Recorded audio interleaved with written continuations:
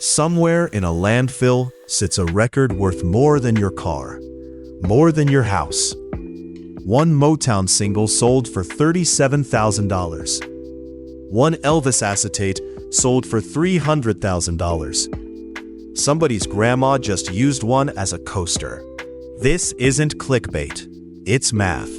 Vinyl collecting is now a multi-billion-dollar market, and prices on the rarest pressings have tripled over the last decade.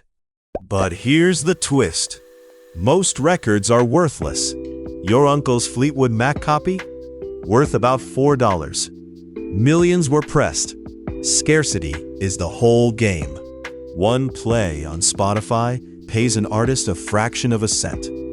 One dusty 7-inch, if it's the right one, can pay off a mortgage.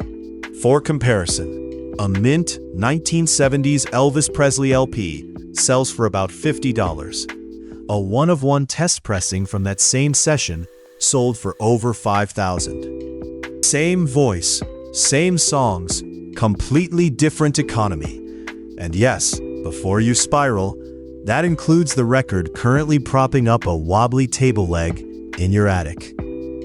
So what actually makes a black plastic disc worth a used Honda Civic? 3 things: how few exist, how strange the story behind it is, and how badly someone wants to own that story. Take the record that basically this whole obsession, not from a legendary studio, but from a teenage garage band in Liverpool. 1958. A skiffle band called the Quarrymen walk into a tiny Liverpool studio and pay 17 shillings and 6 pence to record 2 songs onto a one-off acetate disc. One of the singers is a 17-year-old named Paul McCartney. The lead singer is John Lennon. The song, That'll Be the Day. Only one copy will ever exist. Lennon paid for it with his own pocket money. He had no idea it would outlive the band, the decade, and most of his own memory of making it. The drummer's cousin ended up with it. Then a bandmate named John Duff Lowe, who quietly kept it in a drawer for 23 years. In 1981, Lowe takes it to Sotheby's for evaluation. A newspaper runs the story on a Sunday morning. Before midday, his mother's phone rings in Liverpool. On the line, Paul McCartney, buying his own teenage voice back from history. The price? Never disclosed, but Lowe had already turned down £5,000 before picking up that phone. One acetate, one take, 0 mass production. That's the entire recipe for insane value. And we're about to see it again in Detroit. 1965. Motown Records, Detroit. A young producer named Frank Wilson records a single called Do I Love You? Indeed I Do. Motown boss Berry Gordy decides Wilson should stick to producing, not performing. The single gets pulled before release. Most of the pressing gets destroyed outright. Standard practice for a Motown single yanked at the last minute. Almost all of it anyway. 2, maybe 3, promotional copies slip out before the shredder gets them. Decades later, British Northern Soul DJs go hunting for lost Motown rarities like archaeologists, except with turntables instead of shovels. One surviving copy surfaces.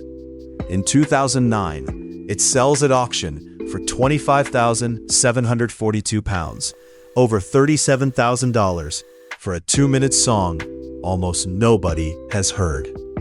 The kicker? Frank Wilson himself didn't even want the song out. He became a Motown legend for a record he personally tried to bury. Destroyed records, it turns out, are the best kind to own, if you're one of the 2 or 3 people who kept one. 1966. The Velvet Underground records a demo acetate. 9 songs cut before the actual album exists, meant purely to land a record deal. It's played for maybe a dozen people, total. Then, it vanishes completely for almost 40 years. In 2002, a man named Warren Hill finds it at a Manhattan flea market. Price tag, 75 cents. He lists it on eBay. Collectors realize what they're actually looking at: an unreleased alternate version of one of rock's most influential albums. Word spreads through collector forums overnight. Suddenly, a flea market curiosity is being called one of the most significant rock artifacts of the decade. Final bid, $25,200 for a piece of plastic that cost less than a candy bar less than a year earlier. Somewhere out there, right now, a version of this exact story is happening at a garage sale to someone with no idea what they're holding. So, maybe you're wondering if the dusty crate in your closet is hiding the next Velvet Underground moment. Good news, you can actually check. First rule, flip the record over and look at the label, not the cover. The label tells the truth, the sleeve won't. Look for the word mono on an older rock or jazz record. Mono pressings from the 60s often sell for way more than their stereo twins, simply because far fewer were made. Quick gut check. If a genuinely early Beatles or Stones pressing says stereo in giant letters, that's often the pricier version. Early stereo runs were tiny. Next, check the run-out groove, the blank ring near the label.